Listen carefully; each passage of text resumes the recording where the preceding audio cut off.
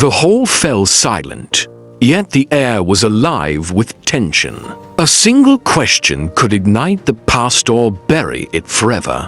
Who are you? Who are you, really? The words were simple, but they carried the weight of years, of secrets, of unspoken choices. Jonas Hartwell stood near the back, half hidden, hands relaxed but ready. His daughter, Livia, clutched her cello case, unaware of the storm quietly circling them. Around them, the naval ceremony buzzed with formality flags hung in precise alignment. Officers in crisp uniforms, families trying to blend into a moment of prestige.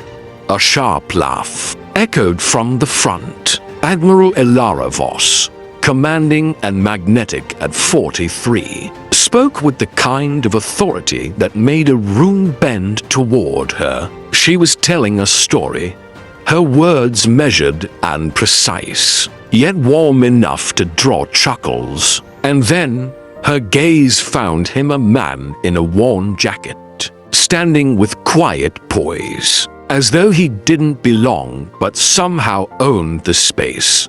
Her smile sharpened. "What was your call sign, hero?" The room paused. Polite laughter died on lips. Jonas's voice, calm and deliberate, cut through the tension.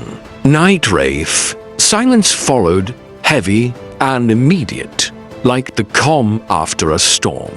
The officers stiffened. A few younger recruits exchanged uncertain glances. Admiral Voss's expression flickered half recalculation, half incredulity. For a single heartbeat, the ceremony itself seemed to freeze, caught between the ordinary and the extraordinary. The morning fog over, Alderwood Harbor clung to the water, softening the steel outlines of docks and masts. Jonas moved with quiet efficiency, inspecting engines and tightening bolts, each motion precise, deliberate. He had been a man of action once, a life forged in the crucible of operations that no one in town could imagine. But now, his battles were measured in hours, days, and the gentle rhythms of harbor life. Livia appeared at the doorway, backpack slung over one shoulder, holding a crumpled permission slip. Her brown hair fell into her face, and her eyes shone with a mixture of anticipation and uncertainty. "Dad," she said, voice tentative, "the school orchestra is performing at the base. I need you to sign this." Jonas took the paper, scanning it with a slow, almost ritualistic thoroughness. Words like naval, base, and security clearance caught his attention for a fraction too long. Then, with a decisive stroke, he signed the form. The act was simple, but beneath it lay a lifetime of discipline, training, and instincts that had never dulled. By evening, the high school gym buzzed with parents, teachers, and students. Principal Mason, weary yet resolute, outlined the urgency. The music program faced severe budget cuts, threatened with elimination unless sufficient funds were raised. Livia's cello solo was part of a fundraiser, a chance to preserve what mattered most to her and her classmates. Jonas observed the crowd quietly, his posture relaxed but alert, eyes scanning exits and entries, noting the subtle movements of people around him.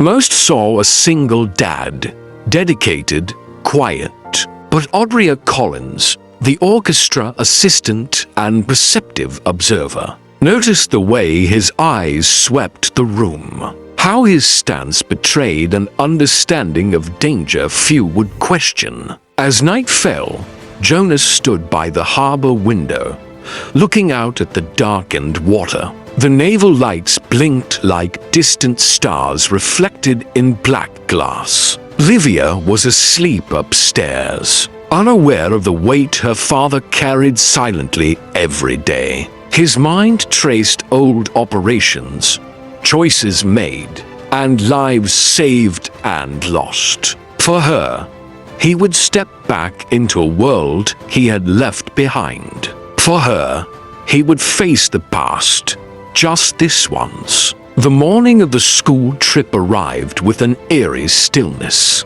The harbor shrouded in a low mist that muted the hum of the town. Jonas guided the busload of students through the base checkpoint with ease, navigating security procedures with a fluency that drew subtle looks of surprise from other parents. He moved with quiet authority, a man whose past had taught him to notice everything, to anticipate every scenario, yet who now wore the mask of an ordinary father with flawless precision. Livia squeezed his hand as they entered Hangar 6, the largest exhibition hall in the base. Photographs lined the walls, men and women in tactical gear, frozen mid-action, expressions caught between focus and fury. Display boards detailed past operations, the rigorous selection process, and the unyielding code of the Navy's special operations. The smell of polished steel and varnished wood mixed with the faint tang of diesel, a scent that Jonas had once associated with adrenaline and danger rather than calm routine. As the students assembled for rehearsal, Jonas's attention never wavered. He noted exit points, angles of observation, and the subtle ways the officers moved through their environment. Commander Cellini, lean and sharp-eyed, observed him from a distance. She didn't approach, but her gaze lingered analytical, searching. There was something about him that betrayed experience. Someone who had been there before, yet was careful not to be seen. The orchestra began its warm-ups. Livia's cello produced a voice both raw and sophisticated, the sound resonating through the cavernous hangar like sunlight slicing through mist. Jonas stood at the back, allowing himself a rare moment of pride. He had taught her to be disciplined, patient, resilient, and tonight she would carry the fruits of that quiet education in front of an audience that demanded both precision and heart. Meanwhile, Livia's eyes widened, taking in her father in a way she had never seen before. The man who fixed boats, taught her knots, and made breakfast had transformed in the eyes of the world into someone far larger, a figure shaped by courage and unspoken sacrifice. The officers and VIPs quickly adjusted, the room reorganizing itself around Jonas.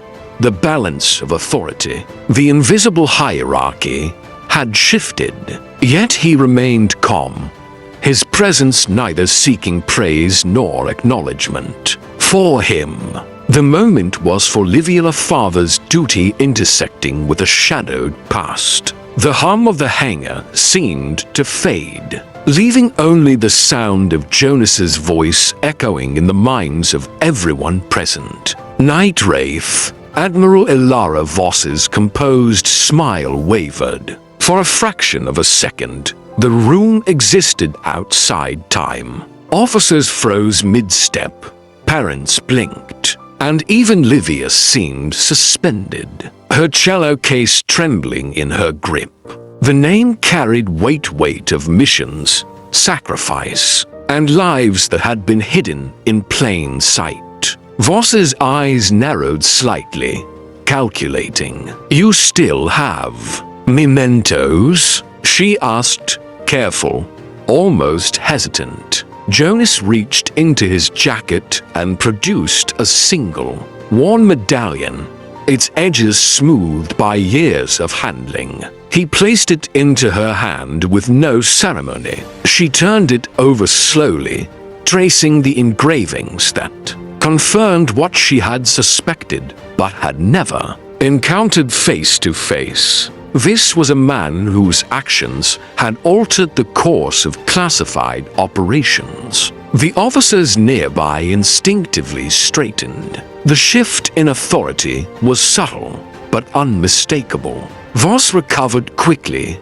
her diplomatic mask in place. "Thank you for your service," she said. The words precise, professional, but colder than intended. The room responded accordingly, a ripple of respect and tension threading through the crowd. Jonas remained quiet. Livia, wide-eyed, began to see her father differently, not as the quiet, gentle man who taught her music and knots, but as someone who had lived within the shadow of heroism, bearing burdens she could barely imagine. The performance continued, but now every note from the orchestra carried a new resonance. Livia's bow drew a sound that seemed to hold both fear and courage, each chord a reflection of the storm her father had weathered silently. The officers listened,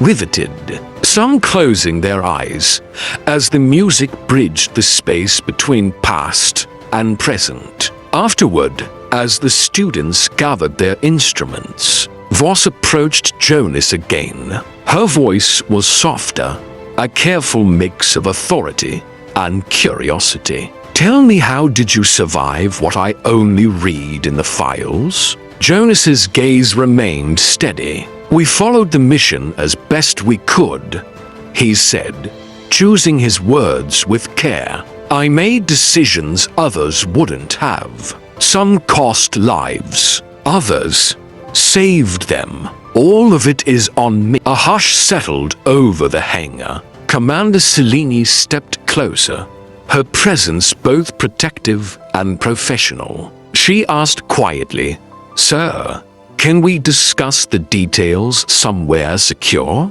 Jonas nodded once, acknowledging her without words, aware that this conversation would ripple far beyond the room they stood in. Voss, momentarily caught between disbelief and admiration, recovered her composure. "You did what you thought was right. That's more than many would dare."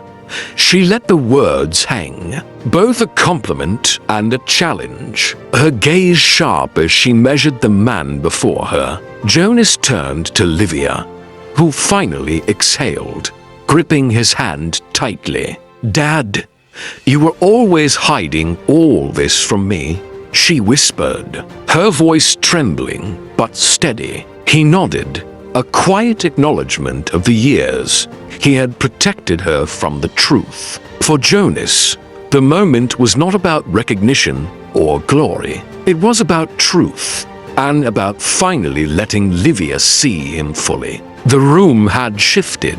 Whispers rippled through the officers and parents. The tension of unspoken history now given form in a single name, Night Wraith. The hangar's energy shifted again as Voss discreetly signaled security and logistics. A small group of officers began reviewing operational records, comparing timelines, and connecting dots that had lain dormant for years. Jonas remained calm, the same quiet presence that had defined him for so long, his mind processing contingencies and observing reactions with the clarity of someone who had survived far worse than public scrutiny. Livia stepped closer, cello in hand, her presence grounding him. "Are you okay?" she asked. He smiled faintly, more to reassure her than himself. "I will be," he said. "We just have to make sure the past doesn't hurt anyone else." At that moment, Jonas realized the delicate balance. The world now knew fragments of his story, yet the weight of what he had carried for years was still his to bear. The power in the room had shifted quietly, irreversibly. Those who had underestimated him had been forced to recalibrate. And Jonas's daughter now saw the man he had always been, the father, the protector, the knight Wraith who had silently carried the burden of heroism through years of ordinary life. As the day ended, officers moved to reconcile official records with the reality Jonas had revealed. Admiral Voss maintained a poised exterior, but her eyes betrayed the gravity of what had just occurred. Jonas and Livia left the hangar together, side by side, walking through a gauntlet of awestruck eyes that now saw them in a new light. The turning point was clear. The past had been revealed, the truth acknowledged, and the first step toward justice and understanding had begun. The ride back from the base was quiet, the countryside unfolding through the car windows in muted shades of green and gold. Livia rested against the seat, her cello secured beside her, eyes half closed, still absorbing the weight of what she had witnessed. Jonas drove in silence, hands steady on the wheel, mind replaying every glance, every subtle shift of energy in the hangar. The truth had been revealed, but the repercussions were only beginning. When they pulled into the boatyard, the familiar smells of salt, engine oil, and weathered wood greeted them like old friends. The sun was low, casting long shadows across the docks and reflecting gold off the water. Jonas parked, lingering in the quiet, letting the ordinary world settle around him. For the first time in 16 years, he felt the subtle easing of a weight he had carried alone. Livia followed him out, her small hand slipping into his. "We're home," she whispered, more to affirm reality than ask a question. Jonas nodded, allowing a faint smile. Home. The word carried a deeper resonance now, layered with past sacrifices and present safety. Inside the modest workshop attached to the boatyard, Jonas retrieved a small metal box from a high-shelfer box that had remained untouched for over a decade. Livia watched as he carefully opened it. Inside were relics of a life hidden, a folded flag, worn dog tags, a faded photograph with faces deliberately blurred, and the medallion he had shown, Admiral Voss. He laid them out on the table with deliberate reverence, letting their presence tell the story he had kept silent for so long.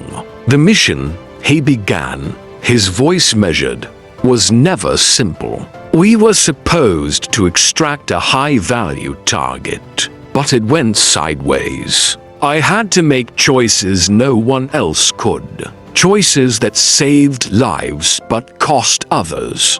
He paused, letting the gravity sink in. Livia's eyes glistened, understanding the depth of what her father had carried. Hours passed as he recounted the operation in fragments, careful not to overwhelm her with details, but enough for her to grasp the courage and burden that defined him. She listened in silence, absorbing both the horror and heroism, the weight of decisions made in darkness, and the unwavering resolve that had brought him home. In the following days, the official machinery began to turn. Investigators and commanders reviewed reports, cross-referenced communications, and verified timelines. Jonas remained vigilant but unshaken, his focus always on Livia's safety and the life they had rebuilt together.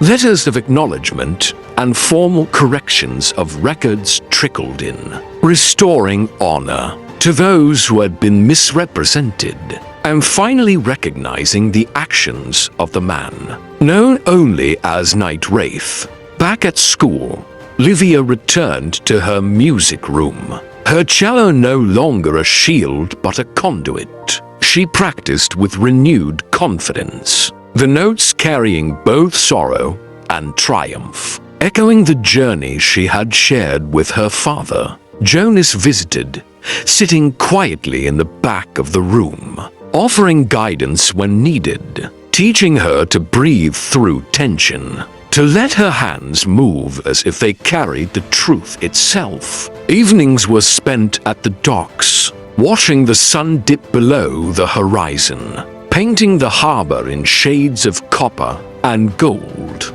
Jonas allowed himself moments of reflection, speaking openly with Livia about courage, responsibility, and the quiet resilience it takes to live a life of integrity. She listened, learning that heroism often comes without recognition, and that sometimes the greatest strength lies in endurance, patience, and love. The community slowly adjusted to the revelation. Friends and neighbors approached with curiosity and respect, and the boatyard resumed its rhythm, now infused with a subtle reverence for the man who had quietly protected so many lives. Jonas returned to his work with the same steady hands, but now he carried a sense of legitimacy, alongside the memories of sacrifices long hidden.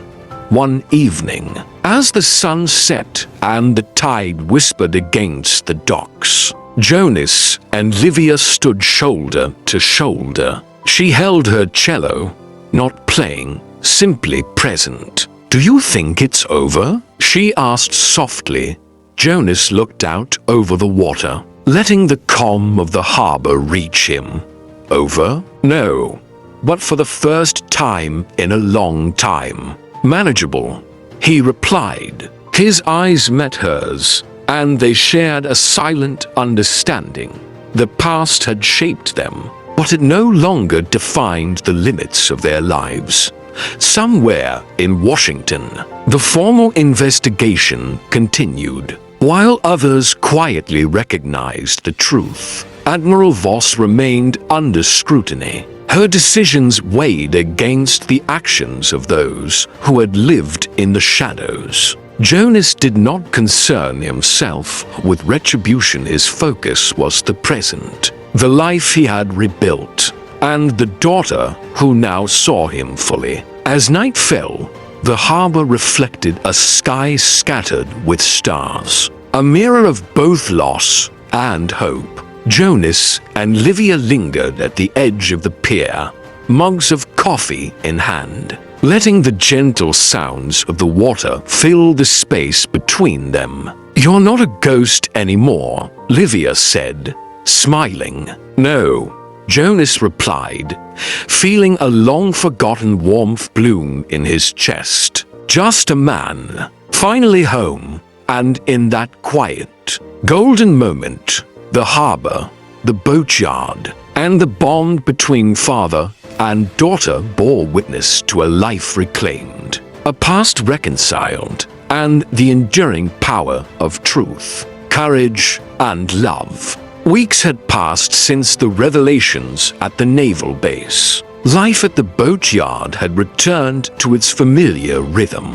The hum of engines and the tong of salt in the air marking the passage of time. But the undercurrent had changed. Jonas moved through his days with a subtle confidence, the kind that comes from knowing the truth is finally recognized. No longer a ghost, he existed openly in the world he had once left behind. Livia practiced relentlessly, her music no longer just a shield, but a declaration. Each note carried the weight of what she had learned, the courage it takes to face the impossible, the patience required to hold onto what truly matters. When she performed for friends, neighbors, and students at school, there was a clarity and maturity in her playing that left listeners momentarily breathless. as if they could feel the story behind every bow stroke. Jonas, meanwhile, spent long hours repairing boats, teaching apprentices, and maintaining the harbor with a quiet pride. He had built a life of simplicity, but simplicity that now carried depth and purpose. Weston and Archer occasionally visited, bringing laughter and the kind of camaraderie that comes only from shared history, shared loss, and shared survival. The medallion from Damascus and the folded flag rested prominently in his workshop, symbols of the past, yes, but also reminders of resilience and honor. Evenings were reserved for reflection. Jonas and Livia would sit at the edge of the pier, watching the tides shift and the horizon glow with the setting sun. Sometimes they spoke. Sometimes they simply listened to the rhythm of the harbor, the whisper of waves, a bridge between memory and presence. "Do you ever think about them?" Livia asked one night, eyes fixed on the horizon. "Every day," Jonas admitted, his voice steady but soft. "But thinking about them doesn't hurt anymore. It teaches me what matters."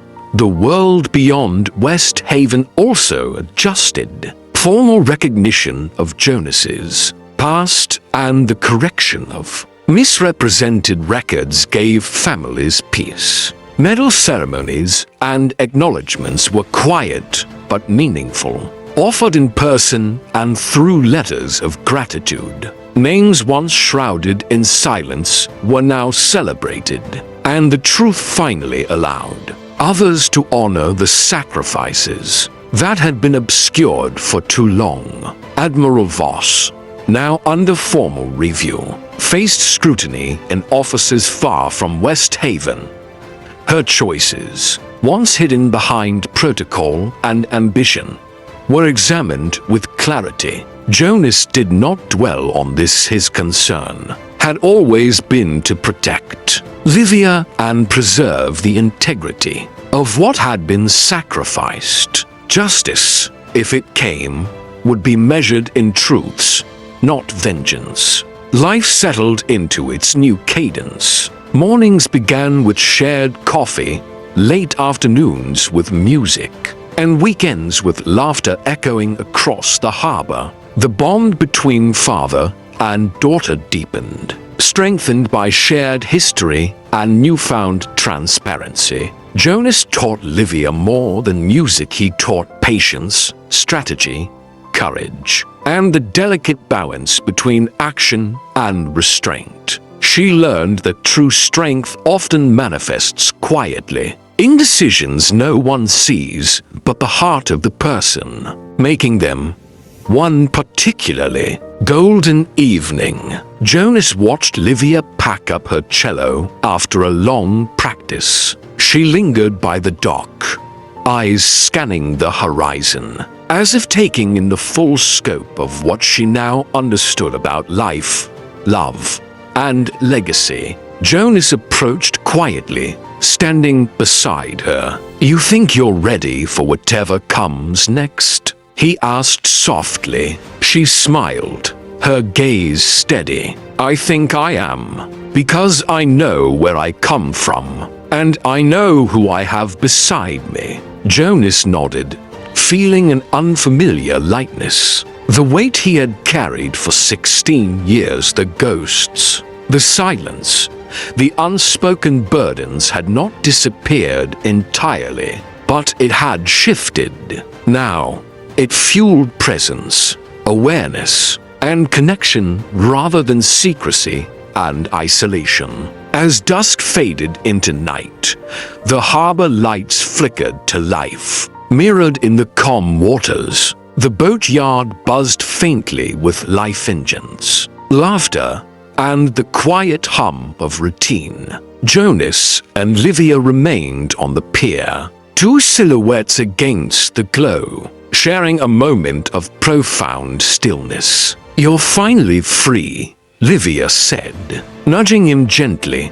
"Free Jonas echoed, a small smile tugging at his lips. And it feels right. Somewhere, faint but persistent, a bell buoy rang in rhythm with the tide, a reminder that time moves forward, that stories continue, and that heroes, whether recognized or hidden, leave a legacy beyond themselves. Jonas glanced down at Livia, her hair catching the last glimmer of twilight, and felt the full weight and reward of his journey. No more shadows, no more secrets, just life lived fully, and the quiet power of truth finally embraced. Together, father and daughter walked back to the workshop, closing the door on a chapter of silence and stepping fully into the life they had earned. And as the harbor settled into night, one truth remained undeniable. The past shapes us, but it does not define us. What defines us is the courage to face it, to carry it, and to move forward with those we love. In that harbor, under the fading stars and the soft rustle of the tides, Jonas, the man once known as Night Wraith, finally felt at home. And for the first time in 16 years, he breathed in deeply, knowing he had returned not just to a place, but to himself.